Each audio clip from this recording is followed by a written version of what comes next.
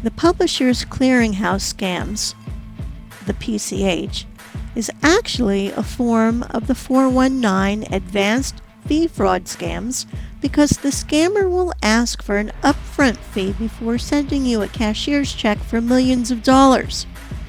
Today's burning questions are: will Edwin, my ex-husband, get his threesome? Does James Walker work in an institute, or does he live in an institution? And finally, will James Walker finally pay attention to Eileen Ulick? Stay tuned. Am I supposed to get you this green dot money pack scratch card if I can't go out and get groceries? Only for 500, that's all. Only for 500, so I could get you guys registered for this to be delivered to you. But it's not just 500 because I have to pay my sister $1,000 now. Pardon? It's not just $500 for you. I have to pay my sister $1,000 first to make her sleep with us. You're gonna have to take a number. How much your sister offers? You said 500, right? No, now she wants $1,000. I'm gonna have to cough it up somehow, but you're gonna have to take a back seat because I have to pay her first.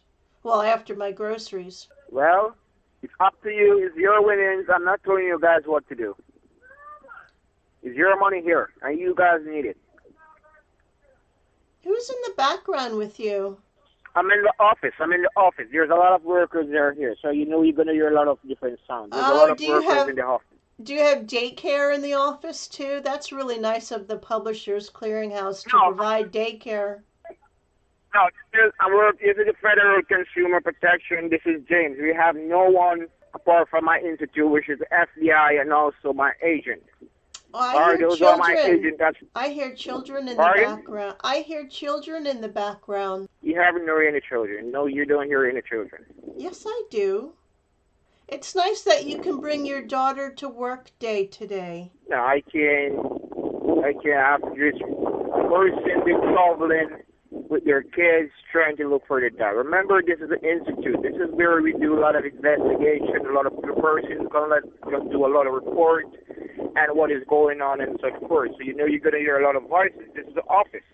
You're in an institution? Right, this is the office. So you're going to hear a lot of different voices. Person are been talking to person about making a lot of reporting and what's going on in their life. So you know you're going to hear a lot of different voices. Well, they must be hiring a lot of young people because they all sound so young. That's so good that the economy is so good that the government can afford to hire young people because they're all going to take our place one day. Miss Flores, don't worry yourself. I'm going to get back to you guys I'm not together. Mrs. Flores. I told you that. How many times have I told you that Edwin divorced me? That's what this is all about. I told you my name was... Be quiet while I'm talking to you. Why do you continue to overtalk on me? Now be quiet. You don't want to get back to Mr. Edwin. Be quiet. My name is Eileen Ulick. We have to ditch the last name of Flores. Why don't you understand that? Okay, Miss Eileen. All right. Okay, ma'am.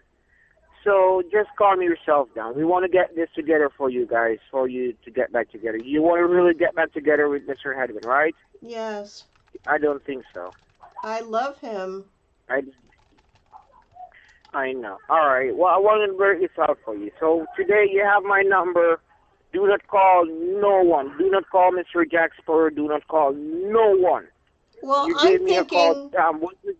I'm thinking of calling Mr. Sparrow so that after Edwin and I get back together, he can arrange an accident.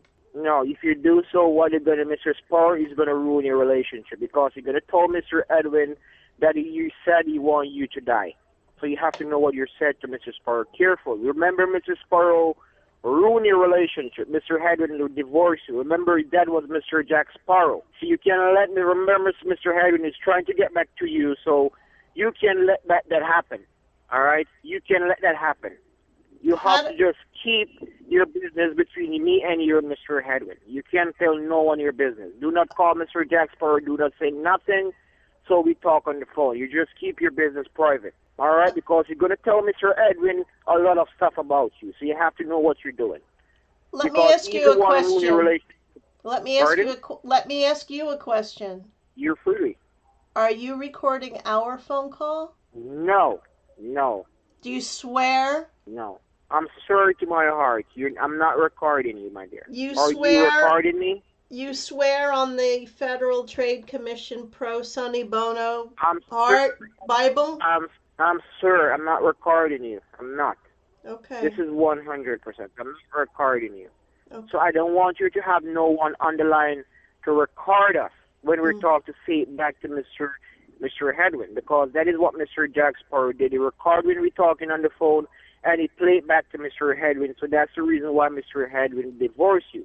So that's the reason you have to just keep your business private and confidential between us and let me just work and get back Mr. Edwin together and get back you guys on one track. All right? You mean to say that Mr. Jack Sparrow recorded my phone call with him, and when I told Yes. him, then You're, he turned around I, and told Edwin he was the one that did this? yeah, he told him, all right, do you remember when you were talking, said that you would like to have the name removed off the check? I was telling you that someone was trying to have the name removed off the check. Do you remember? Yep. And you said, yes, and you said to me, if your name can go on the check. Remember, you asked me. And I said, Mr. Edwin's name is already on the check. Mr. Jack Sparrow recorded everything. And remember, you told me that house. Remember, you told me that you could get a loan off the house. You could get the house is value $400,000, and you could get $185,000. Mr. Jack Sparrow recorded everything and played back. So that's the reason Mr. Edwin asked you the question. Remember, Mr. Edwin asked you if you was planning, where were you planning to get the money from? And you told him that you was going to take the mortgage off the house. Remember, you said that to him. You remember? Right. Yeah, that second mortgage. Yep. Right. That is what Mr. Jack Sparrow is the one have been doing that. I have to call him right away. You have to talk Mr. Edwin for talk to Mr. Jack Sparrow. He's I really want like to God's talk wife. to Mr. Sparrow personally and give him my peace of mind. You know, you're not going to see Mr. Sparrow because he's a pirate. He's a hacker. Those Mr. Sparrow, you don't know, my friend. He's nowhere in the system. He's a crook. I am not a crook. That's the reason you don't want me to talk to Mr. Edwin. He blocked my call from you guys. You don't want me to talk to you guys. None of those persons that call you, they don't want me to talk to you because they know I'm the 100 illegitimate person. They want to try to rip you off before you could able to get to me. That is what they're trying to do. And when you get to me, you can't able to receive what is here for you because they already ripped you off already. You can't take care of your taxes. So I want to say with you guys, I want to make sure you guys being safe and protected. I already told your husband we have a safety barrier around his check. So Mr. Jack Sparrow, he have nothing to offer because we put a safety barrier around his check. You're not going to have it delivered to him on Sunday. And that is what you're going to tell him. You're going to have it delivered on Sunday, and Sunday you're going to tell him all over again. So I want you to put this in Mr. Edwin's head. He have nothing to get from Mr. Jack Sparrow. If it's not Mr. James here, he have nothing to get because I'm the one they're sent over your documentation to. What do you think of me on the phone talking to you guys? Yeah, what do you think of on the phone? Mm-hmm. I see your point. But why someone who has something to deliver to you, they've been promising you.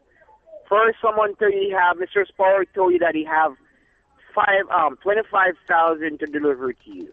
When he heard me tell you about the 500,000 that what those person was trying to take out of Mr. Edwin money, he tell yes, he have $5 million to give. I said no, there is no way because that is what they was trying to take out of Mr. Edwin, $45 million. They was trying to take $5 million out of that to send to Mr. Edwin. So what will happen? The remaining going to be leave. They're going to take that for yourself. And I'm trying to talk to Mr. Edwin, but he's not listening. And I can't force Mr. Edwin to do what he don't want to do. I only can talk to him, guide him, and try to protect Mr. Edwin. I can't force him either, though. I can't force him to pay attention to me either until I pay Ellen $1,000 for the threesome. He won't talk to me until I get that all squared away. So did you get in touch with Ellen? Well, she stopped texting me. So you need to call Edwin now. You go ahead and call Edwin and let him know that she's gonna need $1,000. So here, what are you gonna say? Call them and find out. Okay, well, I'll have to call you back. All right. Someone is calling you, right? What? Someone is calling you on the other line? Yeah. What's that number? You haven't give me that number. What number? The one that's ringing. I'm not going to give... I can't give you that number. It has no minutes on it. Oh. All right. Call me when you get off the phone with Ellen on my number. That is 206-451. Call when you get off the phone, all right? Okay. Okay, sir. Take care of yourself and give me a call. Okay. All right. Bye-bye, honey. Bye-bye. Bye. All right. Love you. He loves me? Mr. Walker? Hello? I think he left. I think I finally got rid of him. What a dirtbag. I can't believe he's still on the location. He's still trying everything. He's desperate. He really believes it's a Jack Sparrow.